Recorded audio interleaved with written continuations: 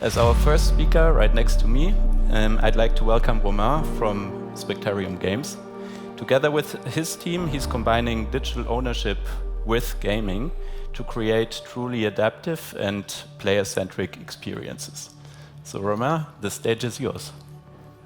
Hi.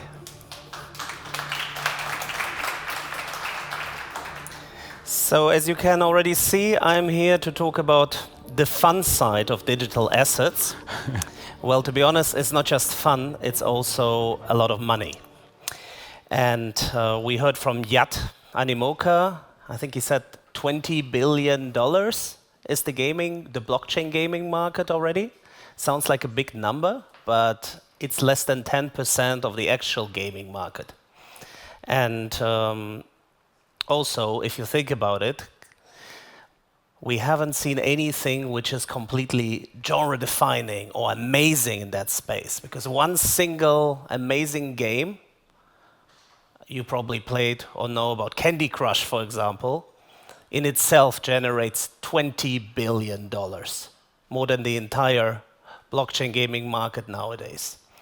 So it's an interesting industry, and today let me actually exclusively show you what we are working on. This is it's a world premiere actually, because I haven't talked about what our company does on the stage ever.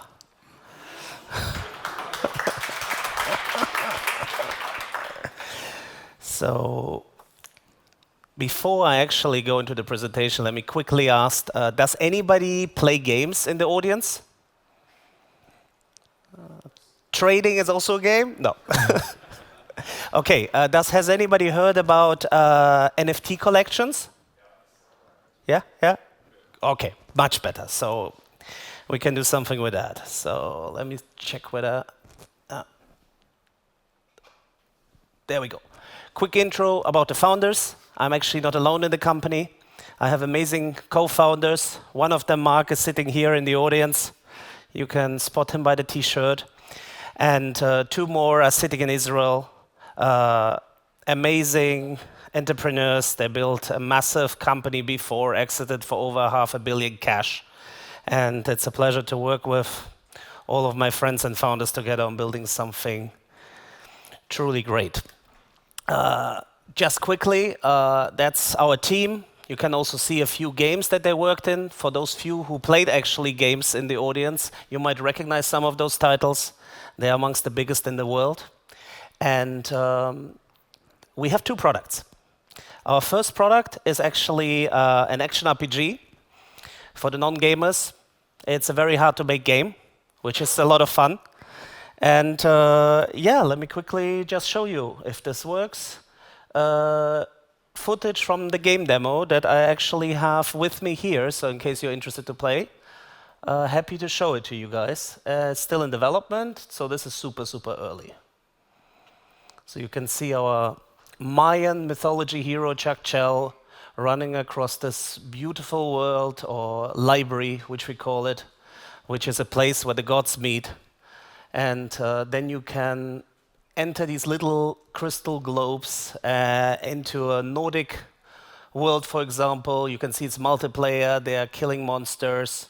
Yeah, games are usually about killing stuff, so this is exactly what's happening here. And the more fun the killing is, the better the game. So this is the non-gamer explanation of our business.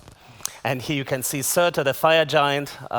You might have heard a little bit about Norse mythology. So yeah, he becomes big and scary. And after he's defeated, I think you'll see the Mayan dungeon, which is also one cool thing we can do. We can take underrepresented mythologies and bring them to life in a digital space and make them popular again.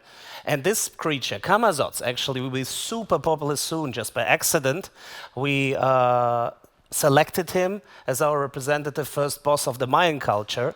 And I guess I'm spoiling things. It will be featured in a major American TV show shortly. One that likes putting big monsters. We partner with probably the biggest gaming company in the blockchain world, Mythical Games. They came up with an amazing tech stack, which we're using. So the blockchain is used essentially to not make the game.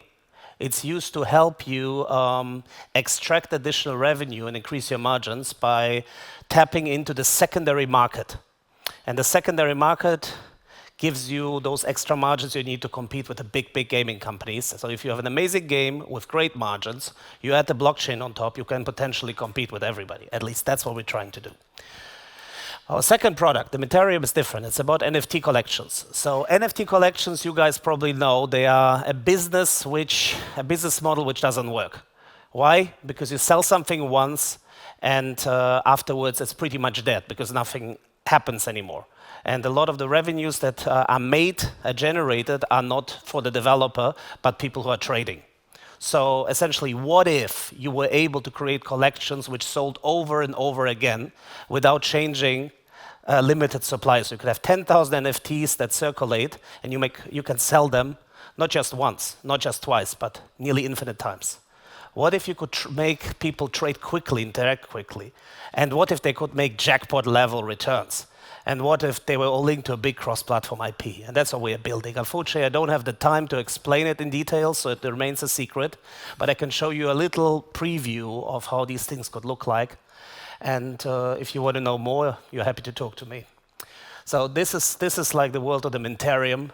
It's a web app that opens into different collections. These collections can be for many different brands. And how it works is essentially you have a gacha where you can pull both digital assets that are tradable, but also normal Web2 assets in form of cards. So we're moving from little avatar pictures to actually beautiful framed cards that you can interact with and do a lot of cool stuff, like not just collecting them, but you can actually upgrade them, and they even have their life of its own, turn into ghosts if you're not careful. So think of it as like a little bit like Tamagotchi.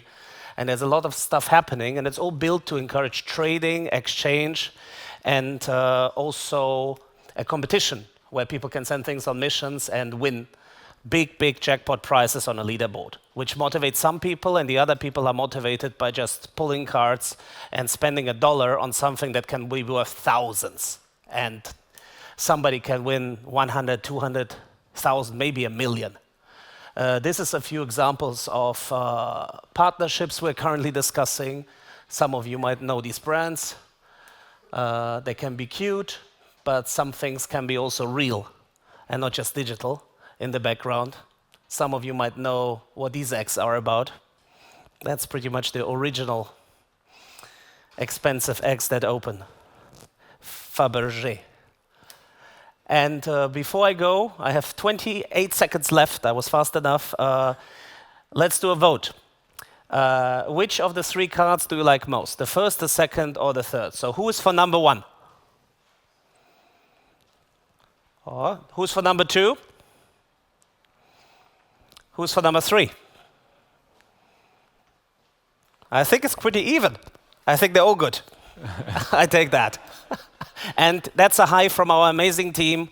And yeah, thank you.